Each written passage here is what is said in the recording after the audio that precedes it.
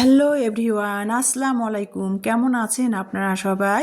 তো প্রতিদিনের মতো আবারও হাজির হলাম। আজকে আমি রান্না করব কাঁচা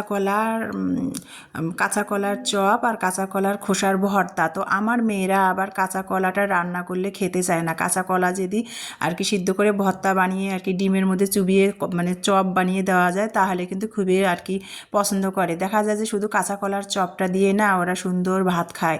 তো যাই হোক বন্ধুরা, এটাকে কাঁচা কলার চপ যে বলা হচ্ছে, এটা কিন্তু কাঁচা মানে দেখতে পুরো কাবাবের মতোই লাগে, খেতে টেস্টটা ওই রকম আসে, মনে হয় যে মাংস দিয়ে কাবাব বানা হয়েছে, মাংসের কাবাব যেরকম খেতে সেরকমই লাগে। তো দেখেন আমি আমার স্টাইলে কিভাবে আর কি আজকে দুপুরে মেয়েদের জন্য আর কি কাঁচা কলার চপ আর কাঁচা কলার খোসাটা ভর্তা বানাবো, সেটাই আমার ভালো লাগাটা শেয়ার করতেছি আমি আমার স্টাইলে কিভাবে বানাই। তো কাঁচা কলাটা আমি কিন্তু ঠুমা ঠুমা করে কেটে নিয়ে তারপরে কিন্তু ধুইয়ে এখানে আমি পরিমাণ মতো মানে সিদ্ধ করতে দিলাম পানি দিয়ে। তো তারপরে কিন্তু কাঁচা কলাতে যেহেতু কষ আছে সেই জন্য কাঁচা কলাটাতে 1 চিমটি হলুদ দিলাম, যাতে যেন সিদ্ধ করলে কালোটা না হয়। কাঁচা কলার কষ কিন্তু সিদ্ধ করার সময় হলুদ না দিলে না কালো হয় আর কি। তো যাই হোক, হলুদ দিয়ে তারপরে আমি এখানে একটা কিন্তু আলু দিয়ে দিয়েছি ঠুমা করে কেটে কাঁচা কলার সাথে।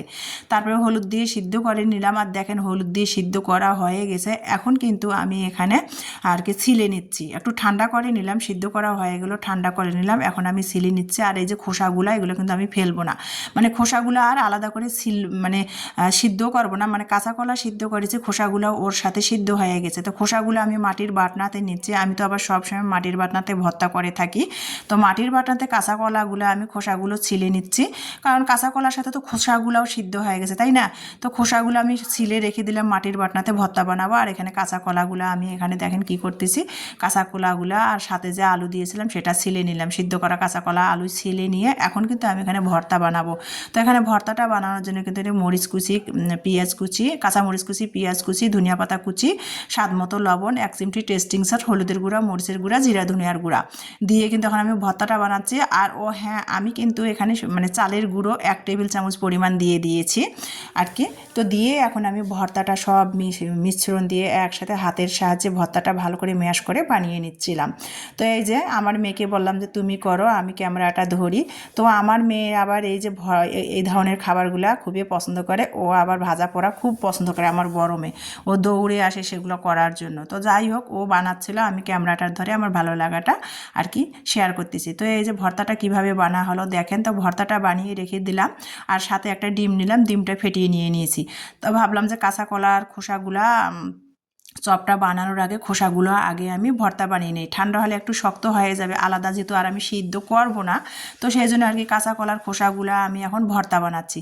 তো দেখেন কাঁচা কলার খোসাগুলো ভর্তা বানানোর জন্য এখানে কিন্তু আমি সরিষার তেল দিয়ে মানে শুকনো মরিচ ভেজে নিয়েছি, রসুন আর পেঁয়াজ বেরেস্তা শেপে ভেজে নিয়েছি, নিয়ে স্বাদ মতো লবণ দিয়ে দেখেন মাটির বাটনাতে আমি কত সুন্দর করে আমি আমার স্টাইলে কাঁচা কলার খোসাটা ভর্তা বানাচ্ছি।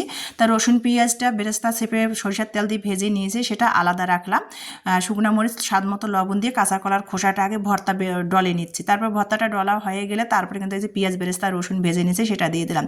আর এখানে ভর্তার মধ্যে না আমি কোনো রকম সরিষার তেল কাঁচাটা ব্যবহার করবো না, কাঁচা পেঁয়াজও দেবো না। ওই যে সবসময় বলি আমার মেয়েরা না কাঁচা পেঁয়াজটা ভর্তার মধ্যে খেতে চায় না, আর কাঁচা সরিষার তেলটা, সেই জন্য আমার সরিষার তেল দিয়ে পেঁয়াজ মরিচ ভেজে তারপরে ভর্তাটা বানাতে হয়। তো যাই হোক দেখেন আমি মাটির বাটনাতে দেখেন কোনো রকম মানে ব্লেন্ডার বা শিলপাটা ছাড়া কত ফিনিশিং করে আর কি কাঁচা কলার খোসাটা আমি ভর্তা বানিয়ে নিলাম। তো ভর্তাটা আমার কাঁচা কলার খোসার হয়ে গেল। এখন কিন্তু আমি দেখেন এখানে কিন্তু ওই যে কাঁচা কলাটা যে আমি ভর্তা বানিয়ে রাখলাম সব কিছু দিয়ে, তো সেটা এখন ভাবলাম যে এখন ভাত খাবো, আমার মেয়েরা খেতে দিব ভাত, তো ভাবলাম যে সেগুলো এখন গরম গরম তেলে ভেজে দেয়, দিয়ে তারপরে মেয়েদের খেতে দিব। তো দেখেন এই যে কাঁচা কলার যে ভর্তাটা বানাইছিলাম আর কি, সেই কাঁচা কলার খোসার ভর্তাটা ডিম ফেটিয়ে দিয়ে ডিমের মধ্যে চুবিয়ে চুবিয়ে তেল গরম করে ভেজে নিলাম। তো এই যে দেখেন দুপুরবেলা আজকে আমার আর কি মেয়েদের জন্য কাঁচা কলার চপ আর কাঁচা কলার খোসার ভর্তা আমি আমার স্টাইলে বানাই নিলাম। আজকে এই পর্যন্ত।